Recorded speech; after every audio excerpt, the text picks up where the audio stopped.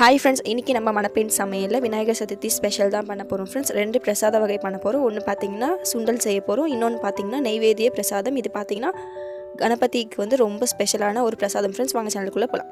இன்னும் நம்ம மணப்பெண் சமையலில் சப்ஸ்கிரைப் பண்ணாதவங்க வீடியோ கீழே இருக்க ரெட் கலர் சப்ஸ்கிரைப் பட்டனை ப்ரெஸ் பண்ணிவிட்டு பக்கத்தில் இருக்க பெல் சிம்பிளை கிளிக் பண்ணும்போது ஆல் செலக்ட் பண்ணி நீங்கள் கிளிக் பண்ணிங்கன்னா உங்களுக்கு நோட்டிஃபிகேஷன் கரெக்டாக அப்டேட் ஆகிடும் ஃப்ரெண்ட்ஸ். முதல்ல வந்து குக்கரில் வந்து நம்மளோட சுண்டலை நல்லா 4 மணி நேரம் ஊற வச்சுட்டு அதை வந்து குக்கரில் போட்டுருங்க. அப்புறம் தண்ணி விட்டுட்டு உப்பு போட்டு விசில் ஒரு 4 விசில் விட்டுருங்க ஃப்ரெண்ட்ஸ்.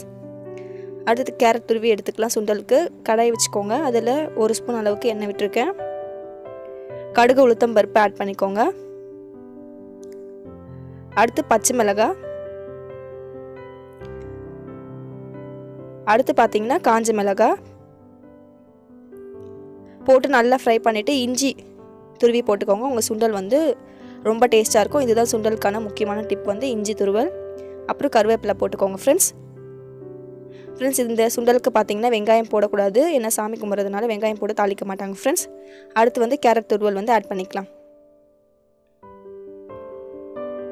இதுக்கு தேவையான அளவுக்கு மட்டும் உப்பு போடுங்க, ஏன்னா நம்ம சுண்டல் வந்து உப்பு போட்டு வேக வச்சதுனால இதுக்கு தேவையான அளவு மட்டும் உப்பு போட்டுட்டு நம்ம கேரட் வந்து வதங்கின பிறகு நம்மளோட சுண்டல் பார்த்தீங்கன்னா நல்லா விசில் வந்து நல்லா வெந்திருக்கும். தண்ணியை வடிகட்டிட்டு நம்ம வந்து சுண்டல் மட்டும் இதில் ஆட் பண்ணிடலாம் ஃப்ரெண்ட்ஸ்.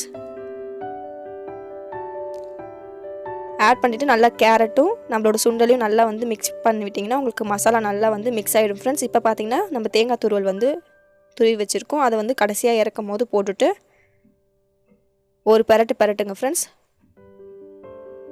நல்லா பரட்டிட்டு நீங்கள் வந்து கொத்தமல்லி போட்டு ரெடி பண்ணிங்கன்னா உங்களுக்கு சுண்டல் பிரசாதம் வந்து ரெடி ஆகிடும் ஃப்ரெண்ட்ஸ். ரொம்ப டேஸ்ட்டாக இருக்கும். இது கண்டிப்பாக இஞ்சி யூஸ் பண்ணி பாருங்கள். உங்கள் சுண்டல் வந்து ரொம்ப டேஸ்ட்டாக இருக்கும் ஃப்ரெண்ட்ஸ். இதான் முக்கியமான டிப் இந்த சுண்டல் செய்கிறதுக்கு.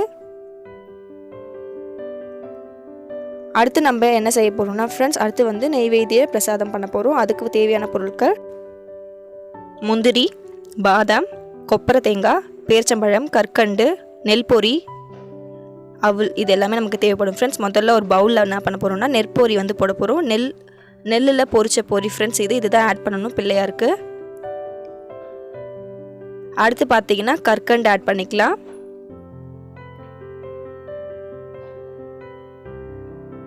அடுத்து வந்து அவல் ஆட் பண்ணிக்கலாம் ஃப்ரெண்ட்ஸ்.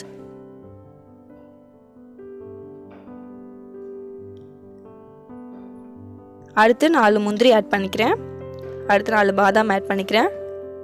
அடுத்து ட்ரை கிரேப்ஸ் வந்து நான் ஆட் பண்ணிக்கிறேன். பேரிச்சம்பழம் ஆட் பண்ணிக்கோங்க. அடுத்து வந்து கொப்பரை தேங்காய் ஆட் பண்ணிக்கோங்க ஃப்ரெண்ட்ஸ்.